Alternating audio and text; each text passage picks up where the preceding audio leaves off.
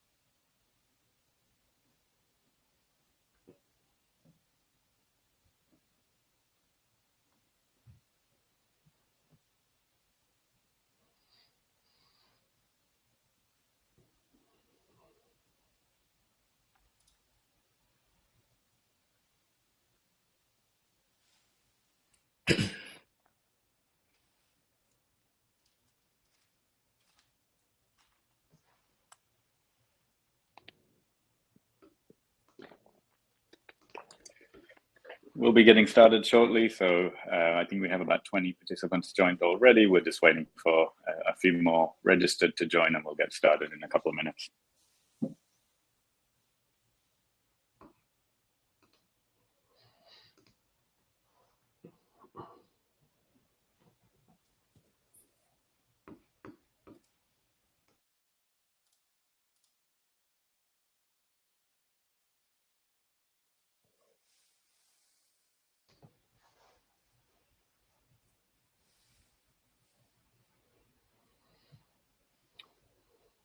Great. It looks like we have a pretty good turnout. So let's get started. And obviously, as people join, we can continue the conversation. So welcome, everyone. Thank you for joining us today to discuss the opportunities and challenges in the North American fleet electrification.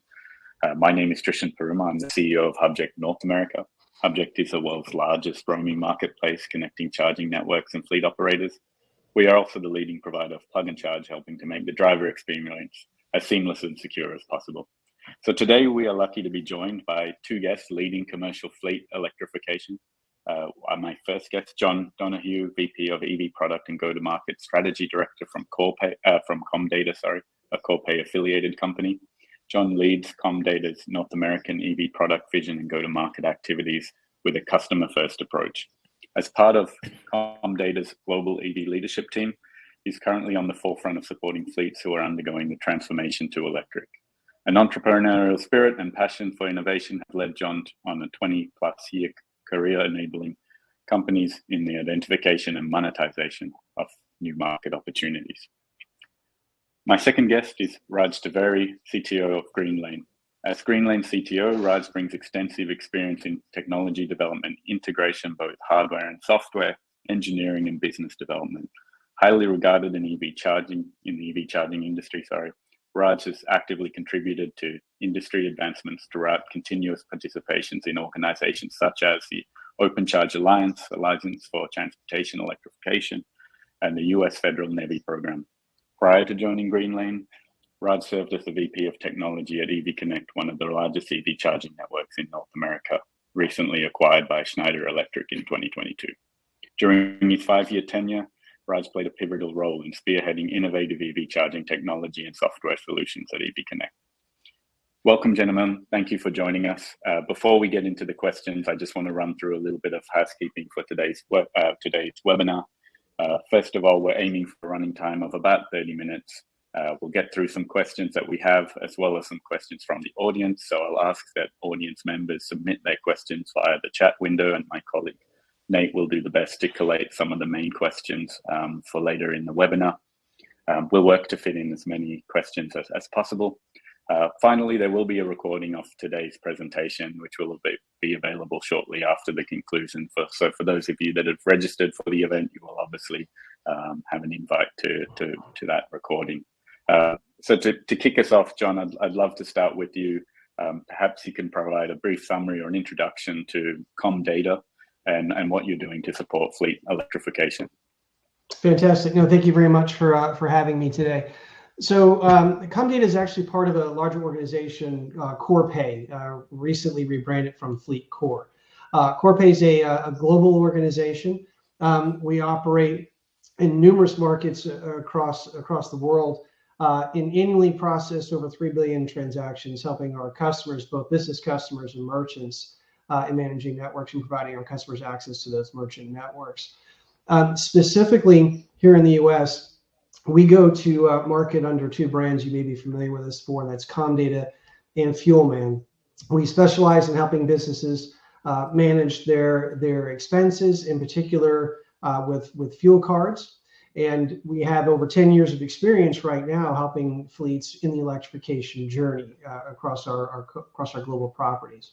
So as we think about how to support fleets in the electrification journey here in the US, it's really around integrating EVs into a mixed fleet. How are we going to manage those? Understanding there's going to be numerous fuel types, number one, but number two, maybe most importantly, making sure that those drivers have the confidence that they're going to be able to charge those vehicles wherever and whenever they need.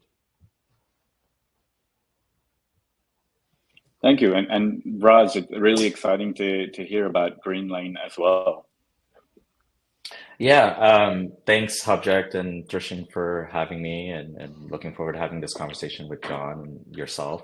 Greenlane is a joint venture between Daimler Truck North America, Nexera Energy, and BlackRock to design, develop, install, and operate a nationwide high-performance charging network for medium and heavy-duty battery electric and hydrogen fuel cell vehicles in the US. Basically, we're addressing the urgent need for a publicly available nationwide electric charging infrastructure for commercial vehicles, especially long-haul freight operations. And we really believe it's a critical step toward developing a sustainable zero-emission vehicle ecosystem all across North America. Great, thank you. So I think we all know that fleet has a very specific needs when it comes to electrification. And John, you touched upon mixed fleet as well, but I wanted to get started on one of the topics that we see all the time come up when we talk to fleet customers and OEMs that make commercial vehicles, which is around the point of interest data, which is the locational supporting data required for charging infrastructure. Maybe we can start with Raj on this one, but how do you see POI data, the requirements for commercial fleets? How do you see it differentiating from the current EV drive passenger vehicle? And what are some of the gaps that you're seeing currently? Yeah, absolutely. So we have the basic the POI data, that is availability of the chargers, the tariffs, where the locations are at. It addresses the need for passenger vehicles, and also the speed of the charger itself and the connector type. When it comes to especially medium and heavy duty commercial vehicles, it's a different beast of its own. It's not about first availability. They have specific routes that they need to fulfill from point A to point B to point C. And to have a proper infrastructure amongst these routes and having corridors, it's not first come, first serve. They do need a proper reservation system that is available to them. And part of the data that is extra that will be needed is specifically to the size of the parking lot, if it's a bobtail lane, a pass-through lane, overnight charging, the speed capabilities, the height restrictions.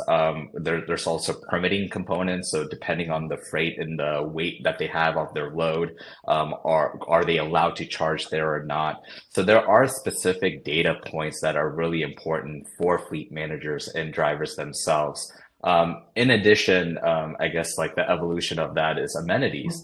What type of amenities do these drivers have, right? So, and what type of payment systems that will be available to them as well. I think the biggest component here is making sure that there's infrastructure that has familiarity based off of what they're used to with diesel trucks. So having an ecosystem and data points that they're familiar to will be really important. But besides the availability, is basically having the ability to reserve and having all the other components when it comes to medium and heavy duty freight.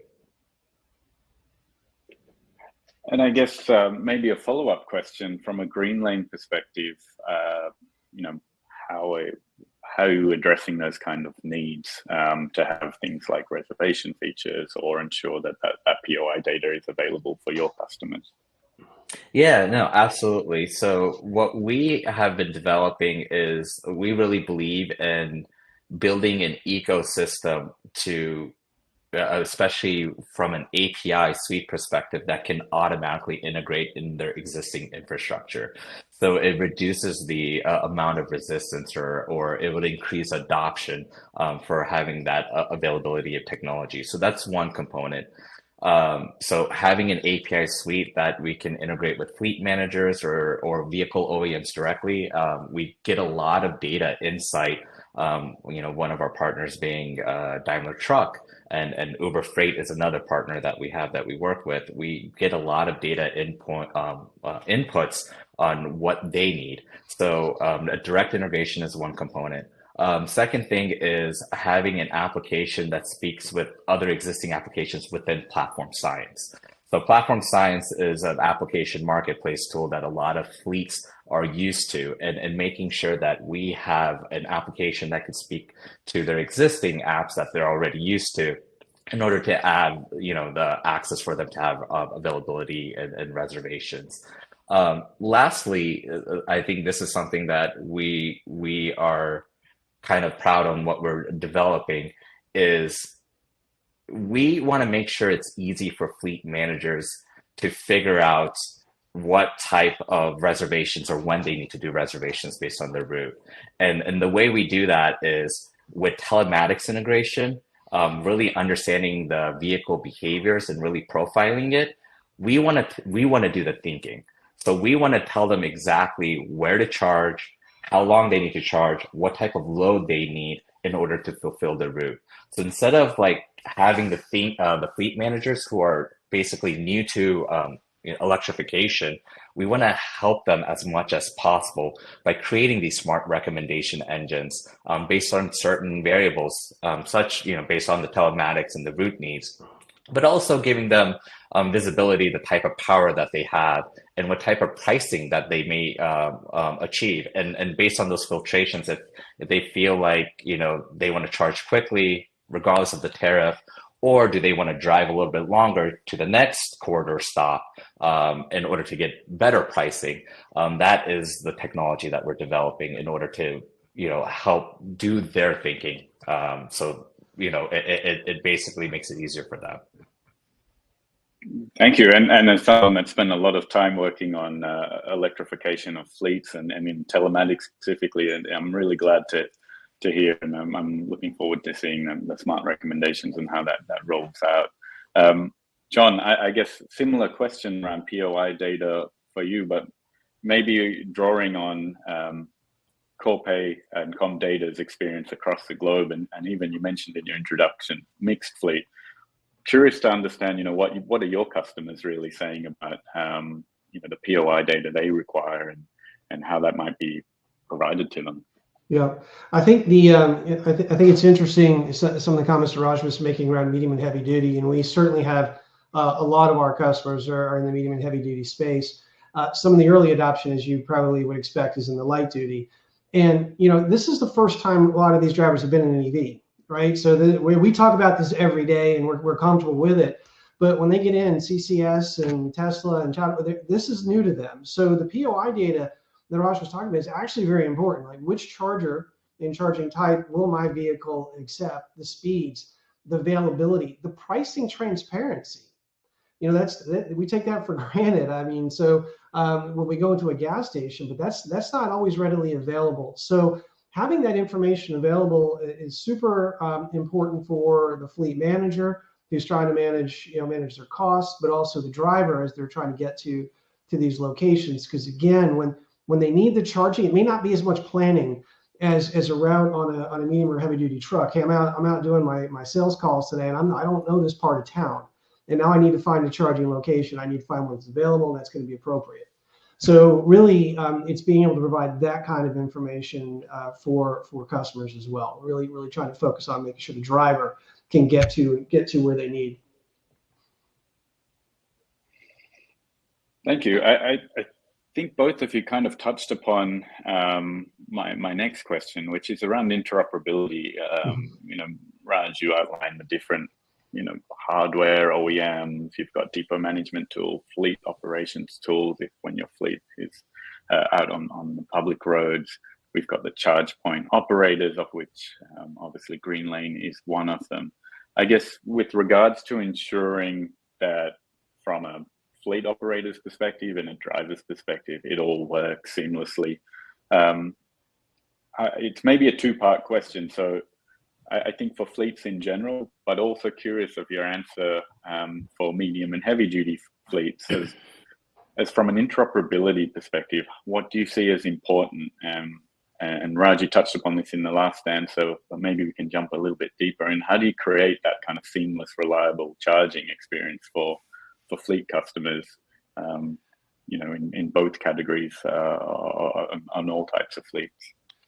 Yeah, I sort of want to bridge this back into the POI standardization, because I think this is really valuable information, and really because this is quite new, it would be really interesting to understand if this is going to be important. I feel like it will be. We all know that North America has an uptime issue amongst chargers that's outside of the Tesla charger network system, the Tesla charger network, and a lot of it is really understanding what type of uptime that the station has. And interoperability, I guess in my definition, is interoperability between the CMS to the charger to the vehicle. It has to be working seamlessly without any hiccups. A lot of it is data sharing too, in terms of the charger performance or the vehicle performance as well. So I think that is first aspect of basic foundational interoperability that has to make sense, and really understanding what uptime is related to these stations, and if that is communicated to fleet managers on reliability, I think that's going to be really important, and I think that falls in line with the POI standardization. Outside of that, drivers, outside of just Greenlane, right?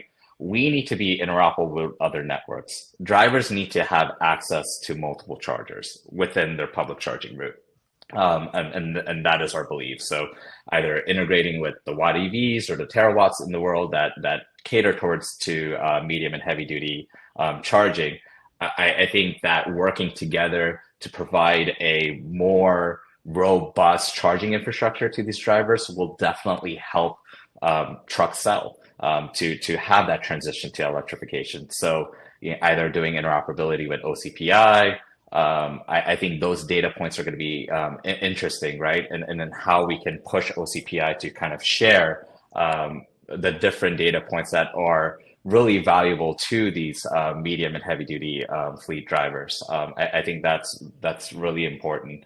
But that's where I feel like interoperability is really important, right? It's all about reliability and having some functionalities of roaming and integrating with other networks. And I think everything in addition would be a bonus.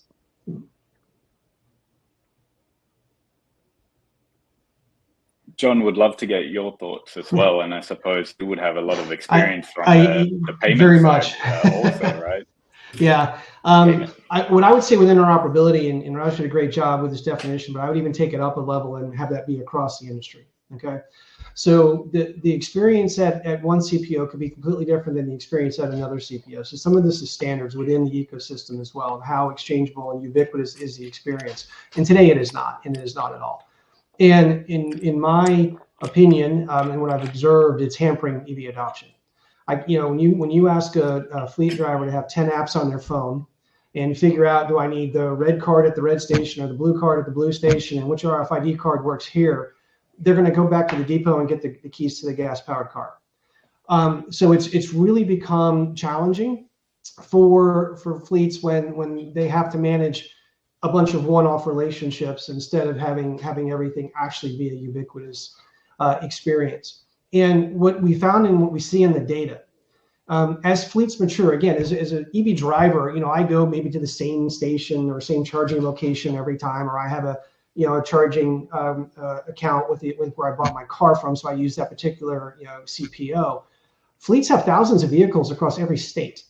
And what we see in our data is that 80 or 90% of the spend is on customers who are using 10 or more logos, not locations, logos. Again, this goes back to charging wherever and whenever they need. I'm not going to run around and find my preferred charging network if I'm at 10% battery and I still have 2 hours left on my duty cycle, right? So when we talk about interoperability, that has to work every time for the driver, no matter which CPO they pull into. Yes, they're going to have preferred networks. Yes, they're going to have preferred locations. But this is a major issue. And John O'Leary, the CEO of Daimler last year, basically said, let's not repeat the mistakes of what we saw in the consumer space, where they kind of built up everything individually. Let's work together from the start. And I think that is such a critical component for medium and heavy, and for even light duty to go back and retrofit. I think we can dive deeper, right? And just coming back from my previous company's experience in terms of operating a network for passenger vehicles and what to learn from them, right? Things that were difficult that the roaming has, there's 5 major networks that in the North America that agree to do roaming with each other. However, navigating if there's a station downtime, who do we call for support? What application are you using? Even the OCPI integration in terms of that, if that vehicle is registered in multiple networks, to avoid any type of multiple apps, and I have a roaming agreement with 2 different networks, right? Who do I do the billing? The consolidation, even from a monetary perspective, is not automated.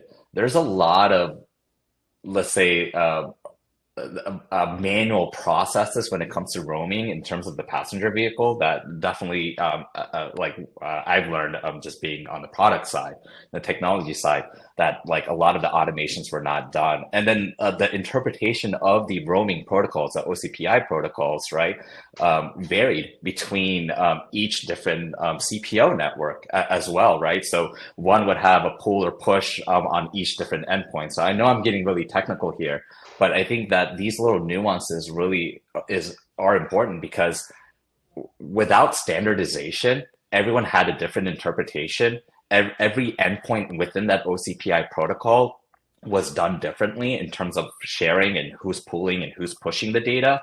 And if you don't have a robust platform built out for OCPI that supports both, it took a long time to do integrations with a lot of these networks. Right. And I think there's a lot to learn from that to make sure that we do not repeat the same mistakes when it comes to fleets, and especially with medium and heavy duty truck charging. So how do we create a perfect standardization that everyone is using and adopting? It's going to be really critical. Raj, and you're talking about some complexities with groups that have already decided to work together. To ask a fleet manager to go do 10 of those relationships, it's just not realistic.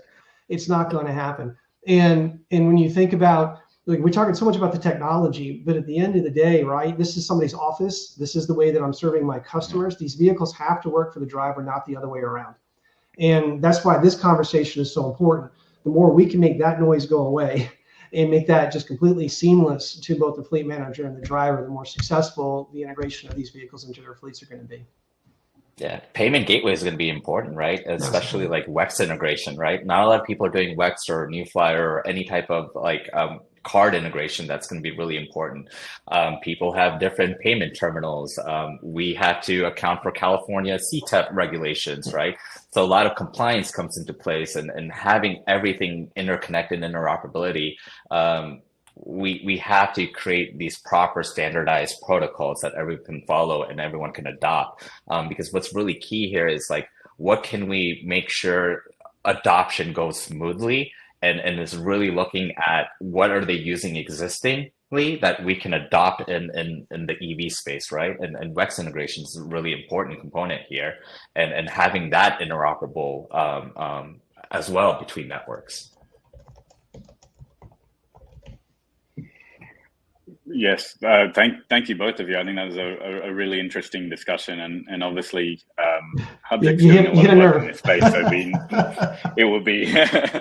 I know my team will be wanting me to say something here, but happy to have conversations around the value of roaming hubs, obviously. And Raj, your point about OCPI is certainly what we're seeing in the marketplace. It's although the protocol is there, everyone has a different interpretation of it, and the closer we can get to standardization around that and other protocols, the better. And I'm also speaking at ACT on this topic, so please feel free to join my presentation on the Thursday with a bunch of panelists to discuss this further.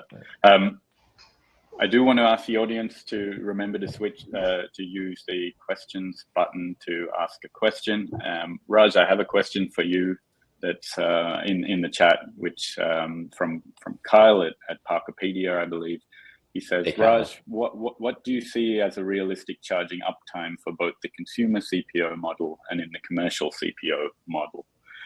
He then goes on to ask, do you see CPOs becoming hybrids in this space, similar to how truck stops are today, or do we always see them being separate? I think when he says hybrid, he's talking about the combination with amenities, I believe, here. Yeah, so I'm always going to say 99% uptime. I don't care regardless of what the space is, right? We got to make it work, right? If the infrastructure is solid, we're going to see a lot more adoption, and we're closer to making a dent in this world in terms of our and I think that's really important too. Like, we all forgetting about the bigger picture, right? The fight against climate change, right? So, and in reducing carbon emissions. So for me, it's like the chargers have to work, and I think that's really important. In terms of the commercial CPO model, it is predominantly outside of the depot charging. It is a reservation-based system because they have to fulfill their routes. They have a deadline and time to meet. So uptime is absolutely the biggest priority. Resilience, reliability, making sure there's enough power. It's going to be really important. And then especially in medium and heavy duty, when we move into like MCS for megawatt charging, it's going to even be more important because that is faster charging and better adoption. So I think that's really important. In terms of CPOs being hybrids in this space, right? It depends on the CPO, right? I really believe that CPO networks related to medium and heavy duty trucks is a very different infrastructure than passenger vehicles. We're talking about longer lanes that are necessary to fulfill tractor trailers or trailers themselves, and they need amenities. So you're looking at the pilot flying J's and Travel Centers of America. It's a very similar model to that, but electrifying that or supporting hydrogen, because I know Greenlane is also supporting hydrogen, building up a network when that technology is available. Making sure passenger lanes are supporting autonomous vehicles, because there's huge efforts in autonomous trucks that we have to make sure we adopt and make sure technology exists for that too. But there's a second component on truck drivers' retention is actually really low, right? It's like they quit within a year. So how do we even evolve the amenity side, leveraging technology? Like, what is important to them? How do we evolve the amenities from what they're used to from Travel Centers of America or Pilot Flying J? So Greenlane especially is really looking at efforts on evolving the amenity component in order to even make a dent into the driver retention problem that we have in North America. So that's actually an interesting question, because I think the definition of CPO is so different than how we think about traditional fuel, right? With a gas station and there's a gas pump. Okay, great. Now they're at a Costco. Think about this, right? So it's utilities, it's banks, it's hotels. And I know we're talking about medium and heavy duty a second ago, but as you start getting back into the light duty, level 2 charging, anywhere that a payment can be accepted is a CPO in this roaming network and this concept that we're talking about here. And that's why it gets back to interoperability. standards, things that we were talking about, point of interest data, understanding, where and how long a vehicle is going to be somewhere. Again, when we look at the data, there's no one charging strategy that provides 100% of the charging needs. Whether you think you're going to send the vehicle home, whether you think you're going to charge it at work or on the road, you end up supplementing it across really all charging types. So as we think about this, it's going to be an all of the above, and I think the way we think about it is going to have to expand. It's going to be a little bit non-traditional in how we think about these locations and how we power these vehicles, and that's ultimately what's going to extend the range of them in the utility of them.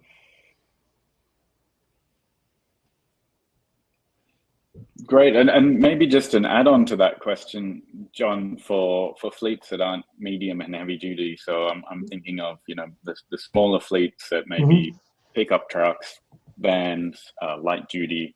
I'm curious to know if you see the refueling, for lack of a better term, or where they will charge is going to be similar to the passenger vehicle market, or is there a little bit like with medium and heavy duty going to be kind of specialist sites where these drivers will go, and maybe there's a different service providing, to just jump onto Carl's question there.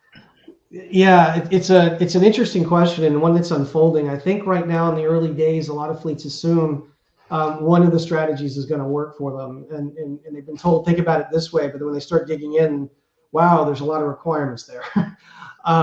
So, whether I want to try to do it behind the fence or on the road. So I always come back to, it feels like it's an all of the above strategy. And no matter what your prime location is, just be thinking about it in those terms. What happens when I need to charge here? What happens when I need to charge there, right? The other one, and Raj touched on this in one of his earlier comments, it's another mind shift change. I don't have to fill it up every time I pull into the station. We're so accustomed when we go to a gas station, we fill up the tank. Now I only need 10% battery charge to get back or finish my route for the day, which now I'm off the road 10 minutes instead of 30 or 40 minutes. So be thinking about some of that route planning Raj was talking about earlier, thinking about what my true needs of the vehicle are, and where I'm trying to get to next. Hey, when I get to my delivery, if it's a medium, I get to my delivery, I can charge there. So I don't need to spend an hour here right now. I only need to spend 10 minutes. Again, different mindsets when we're building our charging strategies and executing, and educating our drivers on this. They're the ones who have to deploy this strategy, making sure they're aware of all of this, and they're going to be the ones who are going to make it a success for us. Thank you both. So we have a couple more questions from the audience. I think we can push it a little bit more, a few more minutes. So I'd love to get these questions in. They both kind of fall into the more, I would call it future-proofing or kind of strategic outlook for how this technology can be greater integrated. There's a question from Eddie at Darcy.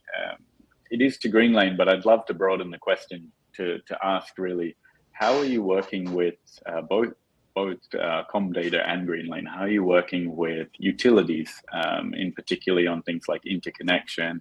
But I think it speaks to what we were talking about earlier. Utilities are one of those stakeholders when we talk about interoperability. There needs to be some kind of connection, not just from a power perspective, but also from a data perspective between networks and utilities and so forth, so that if you're a heavy duty vehicle and you pull into a charging site, you're going to get exactly the amount of charge that you said you want, because the site's power availability is there and so forth. So would love to hear both of your thoughts, and maybe Raj, will start with you, and then John, please jump in.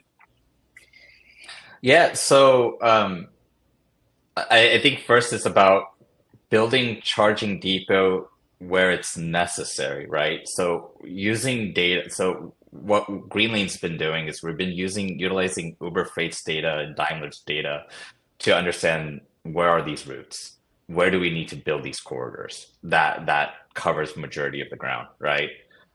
Now this is goes into a question on like what the industry needs to prioritize in the next couple of years. There's a lot of land that can be available and purchased to build infrastructure, but they're not powered up. And getting grid access and the amount of megawatts that are needed for that site may take years. So how do we how do we improve that, right? That's one way of working with the utilities companies to how do we continue to expedite that process. Yes, Greenlane is taking advantage of LCMS pilots, right? So, but we have to build the charging depots strategically, which makes sense where you're going to get high utilization, and we have to leverage data in terms of the route data based on working with the correct partners that's there. The second thing is, if we cannot expedite that, then we need to evolve the green solutions for technology for resilience and power, right? So better BESS solutions, right? I know there's hydrogen gensets that's out there, but that does leave a carbon print depending on what type of hydrogen you use. So if you want to have a completely green site, then we do need to evolve and innovate in green solutions that give that amount of significant power. We are, utilizing solar energy, but once again, when we talk about resiliency, we do need to evolve from a technology standpoint and work with utility companies in order to have power at these sites, significant power at these sites. Yeah, when you add a vehicle to the house, it's like adding a major appliance, right, in terms of power use.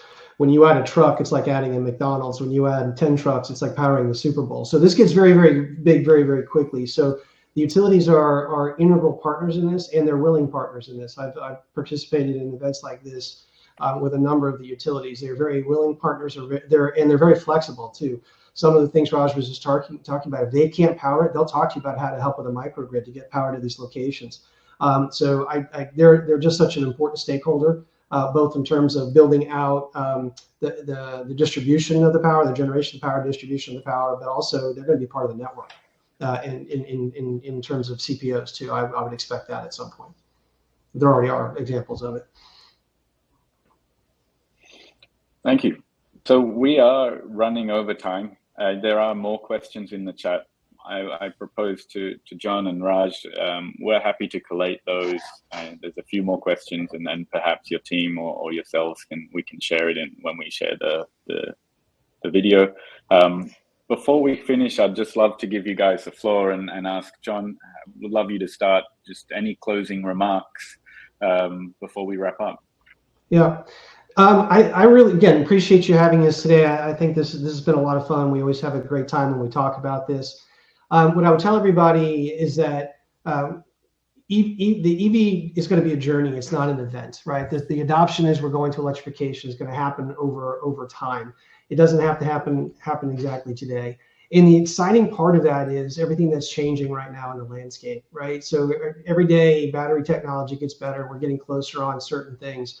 So this is such a fantastic forum to have these conversations, but I would tell folks to get started, start researching, especially with the medium and heavy duty trucks. I mean, you're a couple years out on ordering the infrastructure, the power needs. It's time to get started. It's time to start thinking about it. Even if you can't deploy today, test, learn, engage with the folks on the phone here today, because it's how this is going to work. It's how we're going to be able to support each other and enable this and have a successful journey towards electrification. Yeah, I mean, this is a pleasure having these conversations. I enjoy nerding out with my colleagues and talking about this. And my message in the world is, well, to everybody, is like, there is a bigger purpose that why we're doing this. Just please don't forget that. And once you realize that, really collaborate, right? I know that everyone's wants to make money and monetize it, but I think collaboration and sharing the amount of data is going to be absolutely critical in order to be successful in electrification, right? So, I'm looking at the questions here, but it really addressing that, right? If we can build the correct infrastructure, then we can see the ramp up of Class 6 and Class 8 trucks and EVs especially, which will then drop down the prices for them, right? But we need to have a solid infrastructure to convince these vehicle OEMs that they can start electrifying their vehicles and start selling it and mass producing it at a higher scale, right? It really is building the infrastructure first and making sure it's completely reliable. And then I think we'll see great adoption, and those price points will adjust, and it will definitely take time. And yeah, we will be at ACT. Just done that. So Stuart, if you want to talk about AI and how I'm leveraging AI, it's really cool what we're doing. Feel free to come visit us at at the booth and find me, and I can tell you exactly how we're leveraging real-time telematics that feeds into our recommendation engine in real time to let fleet managers know what they need to do. So yeah, I guess that's my message at the end. Appreciate it, and as Raj said, we'll all be at ACT, so feel free to reach out. That AI point is just a great example. I think there's so much more to talk about, and personally, having started my career in fleet, I mean, it is great to be discussing fleet electrification at scale and heavy duty in particular. For those on the webinar, we've left the contact details for each of the teams there. As I mentioned, we'll all be at ACT. I'm actually speaking on standards and interoperability on the Thursday. And Hubject's really excited to also be launching a POI initiative as well, bringing together industry to help develop some standards around POI data. My colleague Caton has already launched this in Europe, and we're planning to do the same in North America. So please do come and see us at ACT. We'd love to have a chat and really appreciate everyone joining. And of course, to my guests, I really appreciate John, Raj, you joining us today. It was great to hear, directly from those on the ground about fleet electrification, and really looking forward to seeing both Comdata and Greenlane in the coming years, keep driving the industry forward. So appreciate it. Thanks for having us. Thank you, everyone. Thanks, everyone.